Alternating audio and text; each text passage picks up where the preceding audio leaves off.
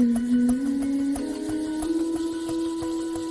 are many challenges a conflict or post-conflict environment can face. But with innovators, innovation spaces, and hubs in these regions, most of them have managed to combat some of these challenges. Join us on the Ask podcast as we discuss with these individuals on how they are creating positive impacts in their communities. This is the Ask podcast. I would love to welcome everyone who has actually been with us from the couple of the other episodes. And here is yet another episode. In a post-conflict or conflict environment, safety and unemployment are some of the biggest fears that the population can actually easily face. And amongst these challenges, of course, are a couple of them. But today with me, I have Mayang Tut, who is the CEO of Nile Boda, and he is going to share with us how this app-based company is coming up with innovative solutions and ideas how to grant the people of South Sudan, which is a post-conflict environment, safety, and of course, how to grant the youths some sense of employment from this unemployment vice that has been killing the public. So, let us go and hear from him. You're welcome so much, Wadia Mayang Tut. Thank you a lot. Yes. You're really smart today. Thank you, man. So smart. Okay, Welcome, as welcome. always, anyway. Yeah, so could you tell us something about Nile Border? Yeah. First of all, I think I would really have to thank you for arranging this. Yes. Yes. Nile Boda is a transportation company that is basically dealing with the movements of the people around the city. Yes. Yeah. That's amazing. And so today we are looking at you coming in as a solution to two main problems that are affecting our country. Correct. And that is the issue of safety. And safety, we're talking about safety of the people using borders and the safety of the borders themselves in the country. And then two, we're looking at unemployment, which is a very big problem that's happening within our youths that is existing. Could you throw more numbers or maybe put more light onto these two problems? To what extent are these problems a problem actually? Yeah. You really know very well that the unemployment rate in this country is very high, and we also look at it as an opportunity whereby if we see a way of how all of these things should be solved, then at the end of the time, everything can still work. The unemployment rate is very high, and the safety also is not actually in the place. Okay. The border industry in this country is not being organized according to how it really look like in many different African countries. Okay. Number one is that most of the border riders are not even using an helmet. And there's no law that say that if you don't have a helmet, you're not going to go to the street. Such laws are not there. So there is no law that also say that if you don't have a reflective jacket, you're not going to ride. Yes. Okay. These are the things that we are trying to change. Most of the riders right now, most of our riders, let me say all of them, are having helmet and the jacket.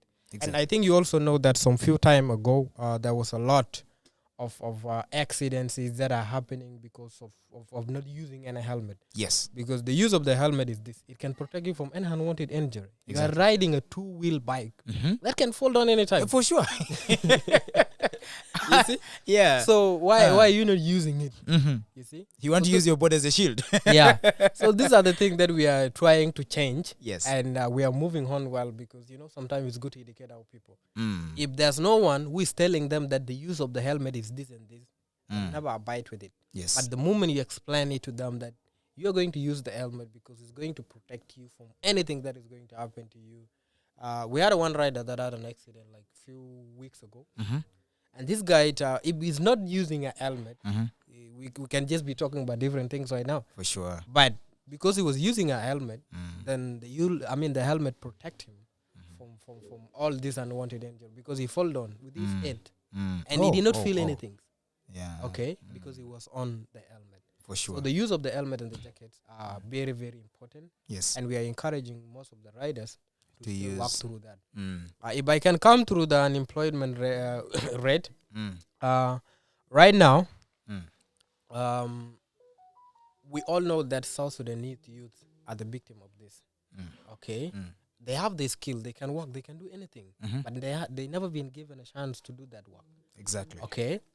The reason why they are also the unemployment rate is too much is this. We fail to believe in our people. Trust me. Okay.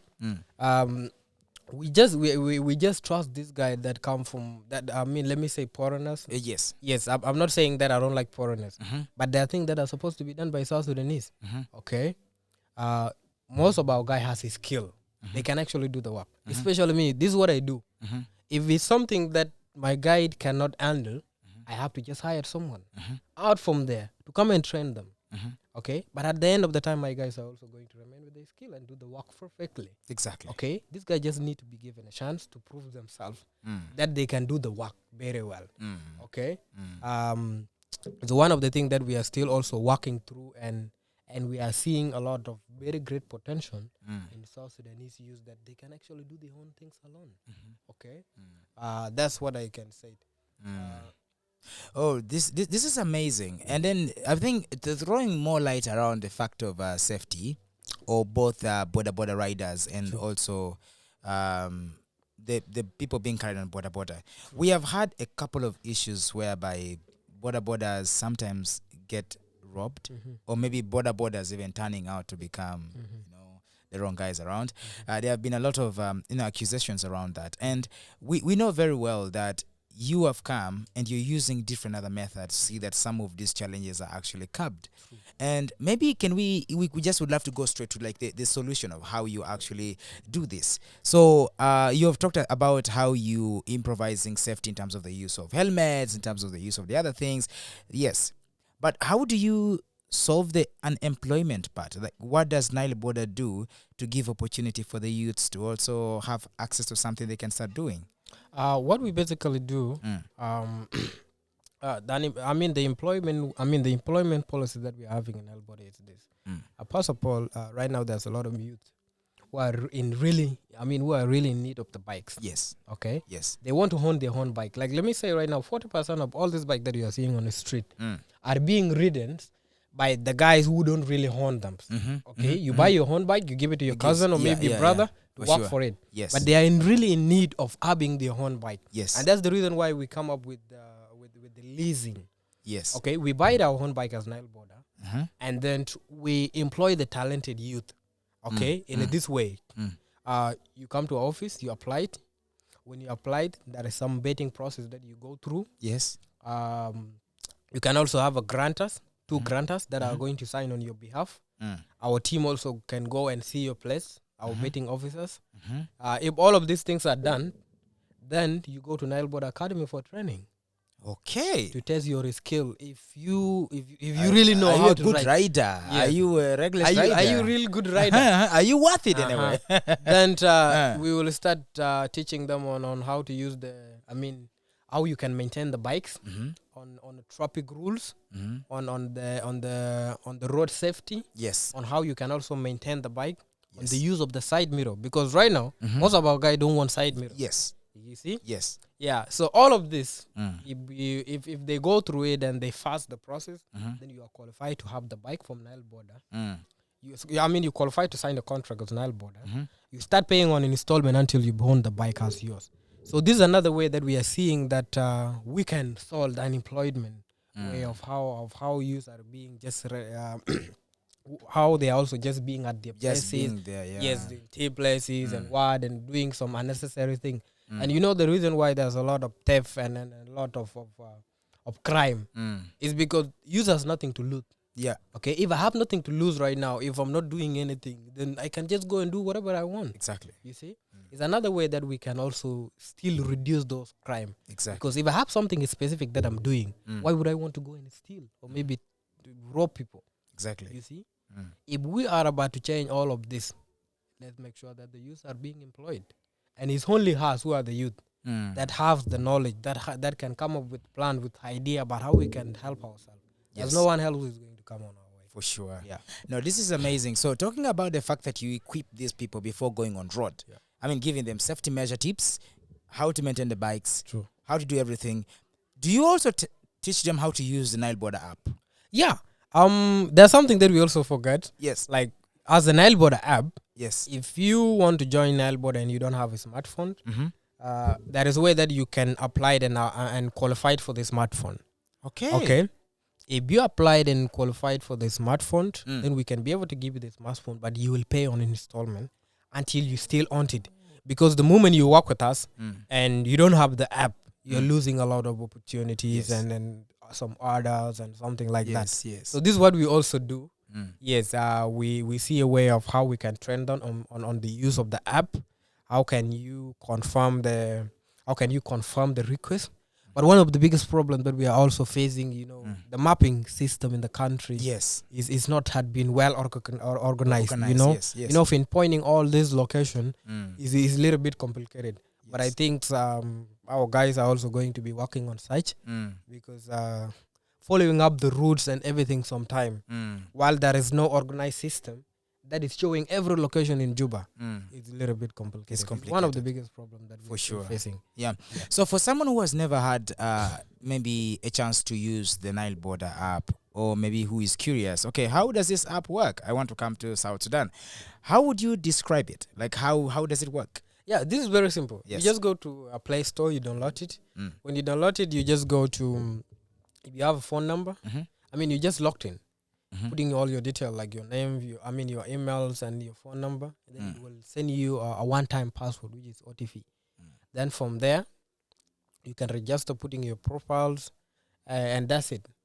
When the registration is finished, it will send you a notification that congratulations, you have downloaded the Nile Border app, and right now you are free to use it. Yeah, that's how it works. All right. There's something that maybe I should have asked you this in the beginning, and I feel like maybe this is the time I should ask you, because there's a couple of things you've been talking about, and the way you've been putting up the challenges that you've been facing, the opportunities that come up with Nile Border and all this stuff. Maybe I would love to know exactly what was your main inspiration behind actually the formation of Nile Border. Like, how did it come? Like, how did the story come? I started Nile Border with one of my colleagues called Simon Chow. Yes. 2018 when we came to Juba. Yeah. It was actually very funny how it started. Yes. Because Simon started in Uganda. I started in Addis Ababa. We just came here. By that time, I don't know Sideman. We tried a lot in getting into the job system, being employed and everything like that. But all of this did not work out. You see? I know. All of this did not work out. Yeah. So one day I was riding. I want to go see one of my auntie in the hospital. So I took one of my friend's bike. Yes, I took one of my colleagues' bikes. It was Sanki, the whole one. Yeah, I took it in Tongping just to go and check on my on my auntie. Yes. So I went off to there. Then by the time I was coming, some ladies thought that I'm a border rider. Yeah. You see, they had to stop me. And by that time, people broke. So you have to just whatever come on the way. Like, hey, let's go. Man. I need those coins. I need the money. Yeah. And I also need to be online also. Exactly. Just like this. There's airtime coming. Yeah. So I just picked up the lady, drove her to Gudele. Yeah. Yeah. By that time, I was also coming back. Yes. Then another person picks me. I was like, okay, this thing is good now. Yeah. I have to go and talk to this guy. Yeah. Because this guy has 2 bikes. Yeah. And this guy just give me only 2 hours to come back with his bike. Because he also want to give it to someone else that can use it. Yeah. That can pay him. Yes. Yeah. I think I've taken like 4 trips. And I exceed the time, you know what? Yeah, it was now more than 2 hours. Yeah. So this guy, when I came, he was very pissed at me. Yeah, man, you go with my bike. I go do a lot of things. Tell him, man, this is... Okay, let's do it like this. Yeah. I give him something. Yeah. Okay, and I tell him that I think I can use your bike. I will be paying you weekly. Okay? Every week I will be paying you. Yes. So just tell me what you need every week. He said I need something like 2K every week. I was like, or maybe 1.5. I was like, that's better, okay. Then I did. In the morning I started using the bike. Start walking with the bike. So I keep paying him every week. Like every week I have to pay him. Every week I have to pay him off. One time, I was trying to just see this way, like, how can I be different from anyone who is riding as a border rider? Exactly. Okay, how can I make more cash more than anyone? That is when I start producing business card like with my name. Okay, the moment I carried you, I say, thank for using me. What this is my card. Call me anytime. Call me anytime. Yeah, call me anytime. Even if you don't have money, call me. We Just shall I see what to connect. do. Yeah, I connect with people who are working in banks also. Yeah. I connect with actually one of our finance manager right now Uh. is one of my customers. This I is used to amazing. I used to take this guy Yes. to the bank, to the Ebony bank. Yeah. Every time. Yeah. Yeah. Until he see a way of just coming and he start working with us by the time we establish Nile Exactly. Boda. Yeah. So that is what I had been doing like for that time. And I used to also work in Sherkat in the evenings now because you know Sherkat is very crowded and roads are not good. It's only border who can manage. Yes. You know that? Yes. Yes. So I used to go work in Sherkat, do a lot of things. Then from there, Yeah. then one time I was coming in the evening. I dropped one of my customers from there. Yeah. One time I was coming, I was rushing because I had to drop some bread to other lady who stay in Gudela. Yes. In every evening I do that. Yeah. So I was rushing. Then I knocked Simon, my colleague, who is also one of my co-founder right now. I knocked him down accidentally because I don't know him. Yes. Yeah. I was just rushing and I knocked him. Yeah. We almost quarreled, man. Yeah. Almost fought. So when we quarreled, Yeah. and then police and everything was just there. They was just watching us. Yeah. I tell him, man, what is the reason for us to just quarrel now? So why don't we just see a way of how we move forward? Yeah. Because he was also riding for someone else. Yeah.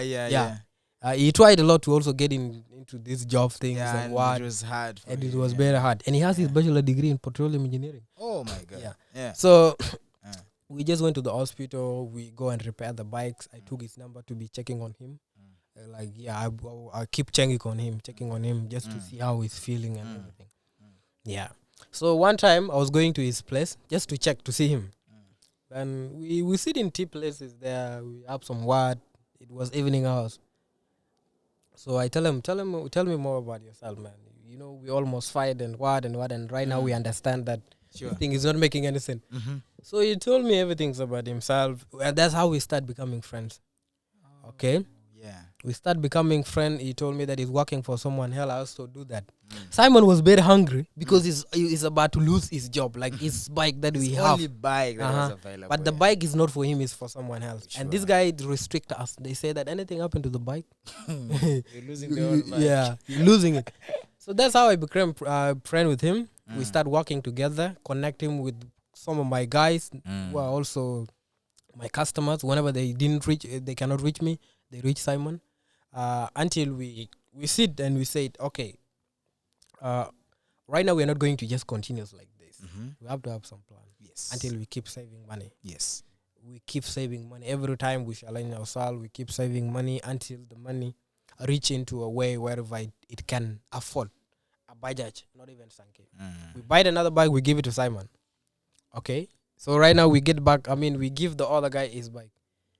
Right now we are working full time with one of our bike that we own and we're not paying anyone. And Simon was also one of the hard workers guy. So we start and then we start saving money again until we buy another bike that was given to me. Right now we have our own 2 bike and we're not working for anyone. So at that time we start buying bikes, we start buying until our bike returns. At the end of the time we realize that the problem is not us.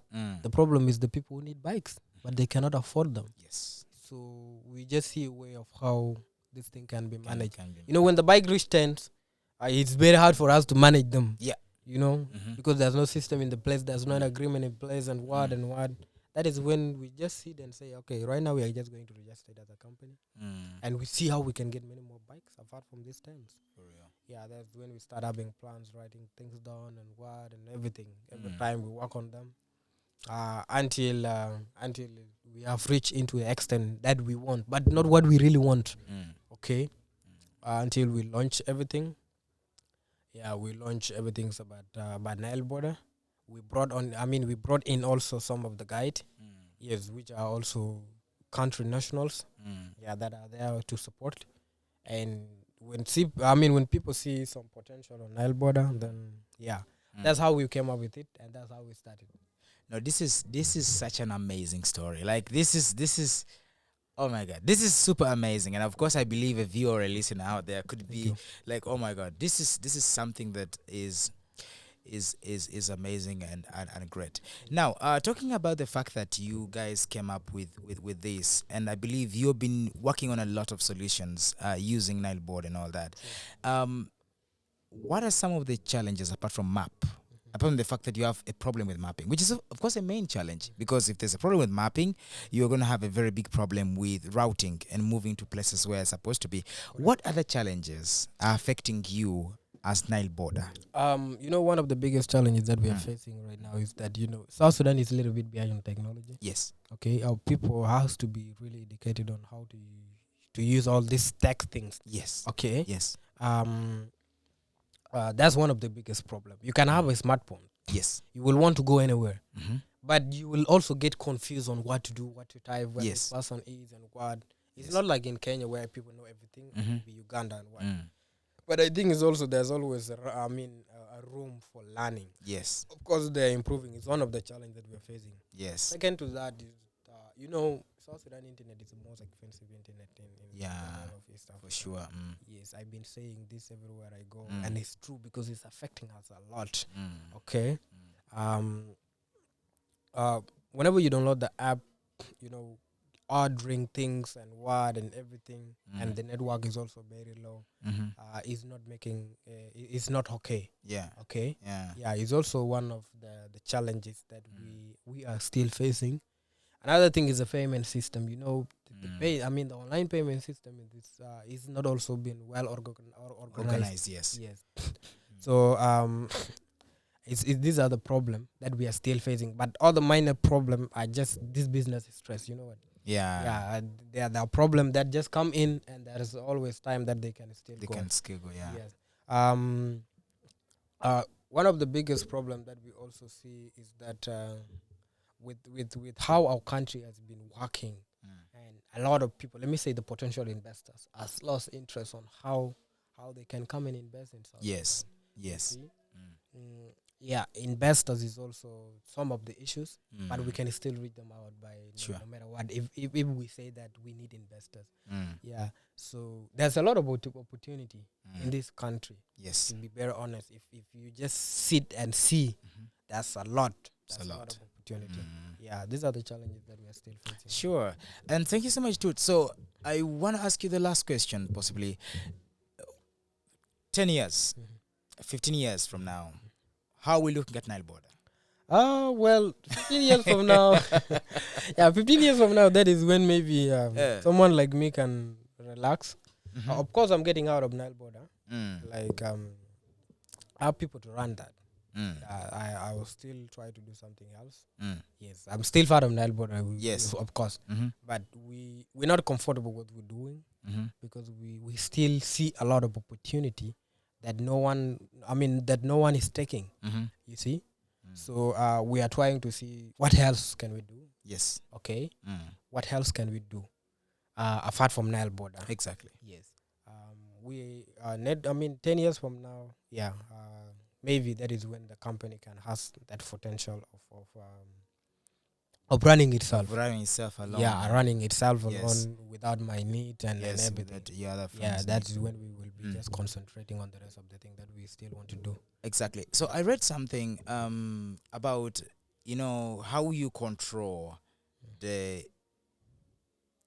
how you track your motorcycles, like so they're not stolen, so as you know, do what is there somewhere you would love to share with us something like that? Like this is what we do. We have a tracker for our asset. Yes. Okay. For every asset that belongs to the Nile Border, we have it. Yes. But we don't really talk a lot about it. Yes, but we do. Okay. Yeah. Great. Amazing.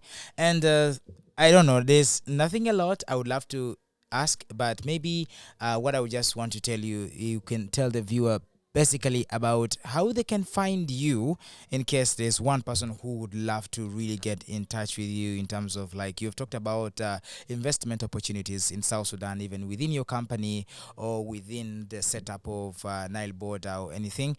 If there's any other person who really would love to get in touch with you, and if there's also any other information that you feel like maybe within the questions we failed to really enlighten, this could be the moment you could actually share that to our listeners and viewers as well.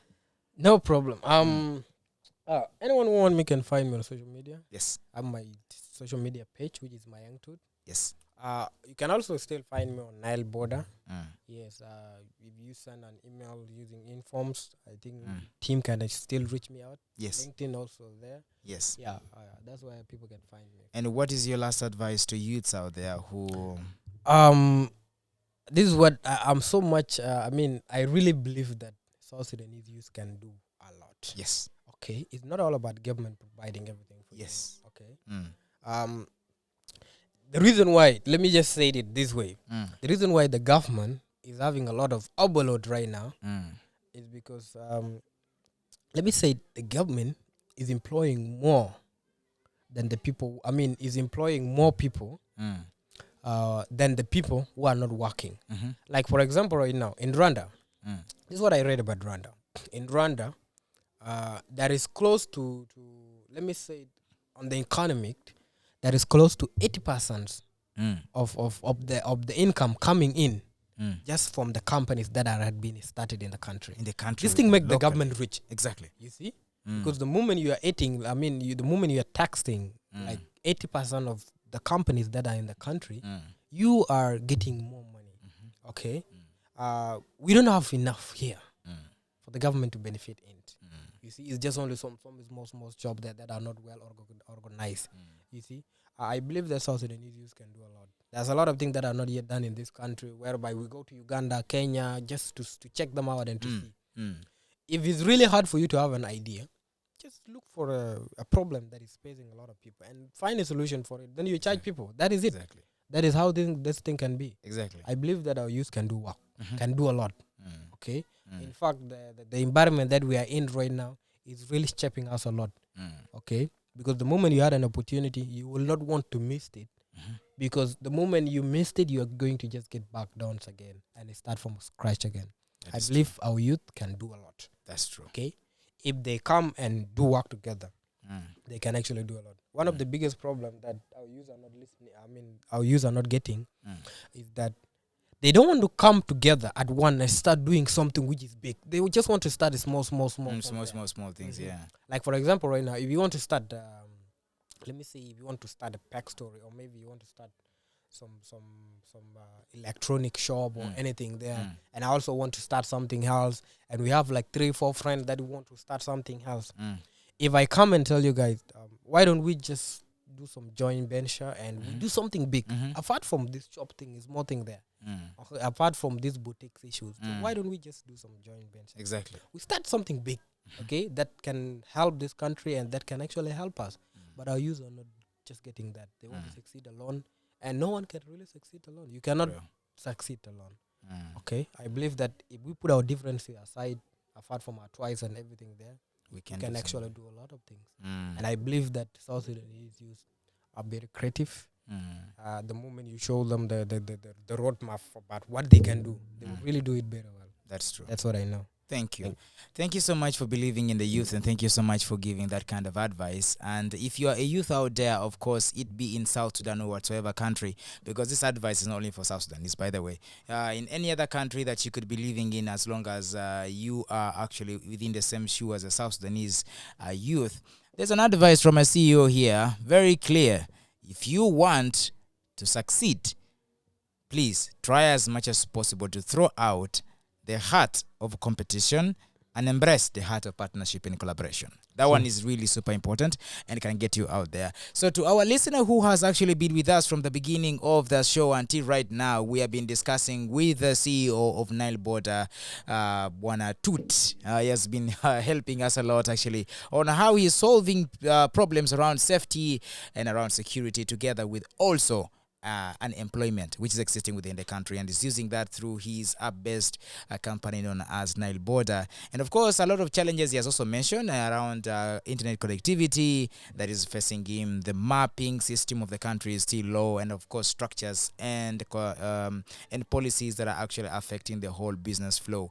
But this is amongst the people that we always keep bringing to the show, that always tell us how they are amazingly solving issues and challenges in their communities, and of course coming up with some of these solutions which are challenged with a lot of different, problems as well, but they always find a way to get it out. So thank you so much for being with us. This has been the Ask Podcast. I've been your host, Romeo, and of course we shall be linking later to see on how we can also get more innovators and innovation spaces still come to be part of us and continue being with us.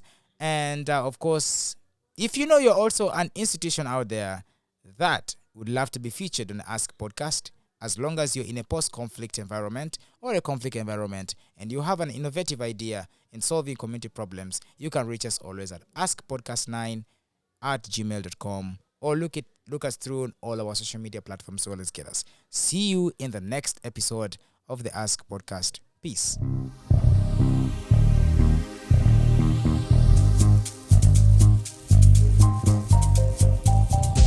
Welcome to the Ask Podcast, a podcast where we document the stories of innovators, innovation spaces, and hubs, creating positive impact and solving local community challenges in conflict and post-conflict areas of Africa.